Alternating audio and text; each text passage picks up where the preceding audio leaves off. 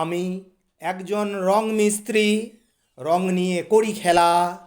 দিন শেষে বাবুরা হাজিরা দিলে চলে যাই আপন গৃহে। নানা রং দিয়ে রং করে পুরাতন জিনিসপত্র করি ঝলমলে। পারিনে থাকতে দিন শেষে বাবুরা হাজিরা দিলে চাল ডাল ক্রয় করে যাই আপন গৃহে। আমি গর্ব করি রং মিস্ত্রি আমার পেশা, রং ছাড়া আমি অন্য কিছু ভাবি না। লোহা লস্কর ঘষে ঘষে মরিচাকে ফেলে দিয়ে রং লাগিয়ে করি উজ্জ্বলতা। দিন শেষে বাবুরা হাজিরা দিলে চাল ডাল সবজি ক্রয় করে যাই আপন গৃহে। সকালে উঠে রং লাগানো বস্ত্র পরিধান করে যাই বাবুদের গৃহে।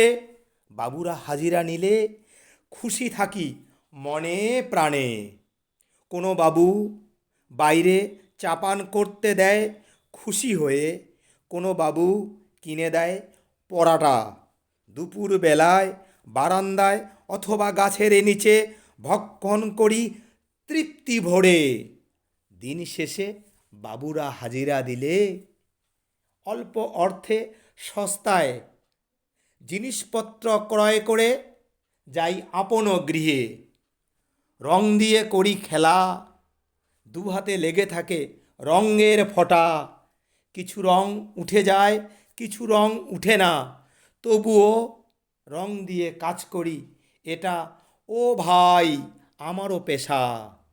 দিন শেষে বাবুদের কাছে হাজিরা নিয়ে যাই আপন গৃহে।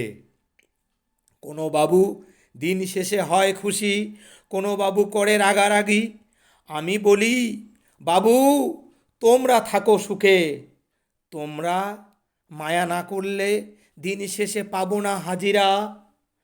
হাজিরা পেলে চাল ডাল তরি তরকারি ক্রয় করে যাই আপন গৃহে। আপন গৃহে কষ্ট করে চলি, মাঝে মাঝে গৃহে ঝগড়া হলে অন্তরে রং মিশিয়ে করি মেটামেটি। আমারও সংসারে আছে প্রচুর প্রচুর শান্তি। সকালে ঘুম থেকে উঠে আবার যাই বাবুদের গৃহে। আমি রং মিস্ত্রি, রং নিয়ে করি খেলা।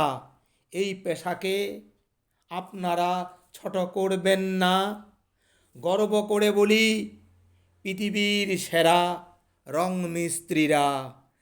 নিজে কষ্ট করে অন্যের গৃহে রং করে চমৎকার বানিয়ে দিয়ে চলে যায় হাজিরা দিলে খুশি হয়ে। রং মিস্ত্রিকে ভাই আপনারা কটু কথা বলে তার বাইরে অন্তরে রং লাগিয়ে দেবেন না। আমি ভাই রং মিস্ত্রি, রং নিয়ে করি খেলা, এ যে আমার পেশা।